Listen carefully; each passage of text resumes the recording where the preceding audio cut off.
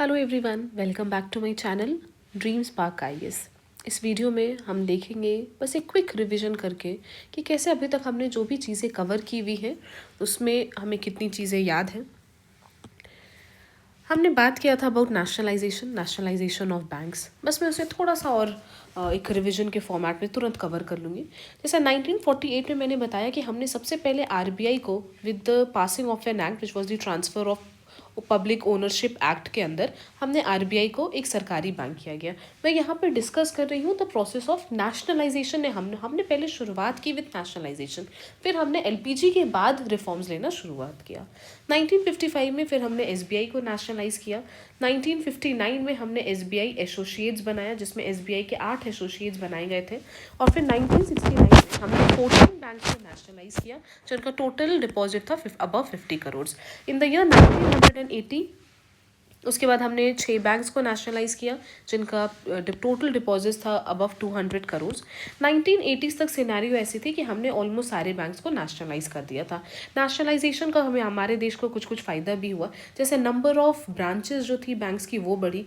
हमारा जो priority sector था उस पर हमने फोकस किया। इसके अलावा हमने जो हमारे जो टारगेट एरियाज थे, B it the rural India और जो एग्रीकल्चरल सेक्टर है, हमने अपने एरियाज पे फोकस किया।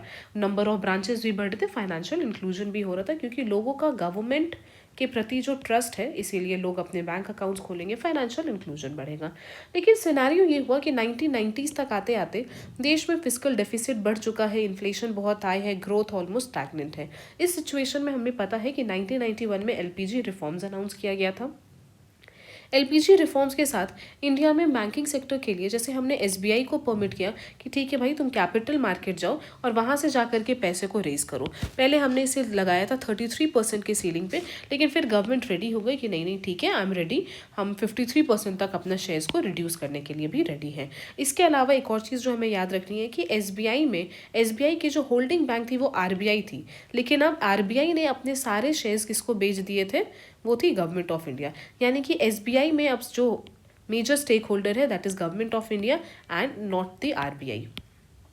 इसके अलावा हमने देखा कि बाकी जो नेशनलाइज बैंक है हमने उनको भी बोला कि भाई जब एसबीआई कैपिटल मार्केट में जा सकता है तो तुम लोग भी कैपिटल मार्केट में जाओ। सीलिंग जो रहेगा दैट विल बी 33%। सबसे पहला बैंक जिसने कैपिटल मार्केट में जाकर के कैपिटल एक्सेस किया था that was the overseas bank of India. इसके अलावा हमने प्राइवेट बैंक्स को भी परमिट कर दिया था and the first private bank was UTI bank जो इंडिया में ओपन हुआ था। This was just a quick revision that we did about the process of nationalisation कैसे हुआ। उसके बाद हमने देखा कि रिफॉर्म्स कैसे हुआ। हम नेक्स्ट वीडियो में बात करेंगे 1991 के रिफॉर्म्स के बाद। Thank you.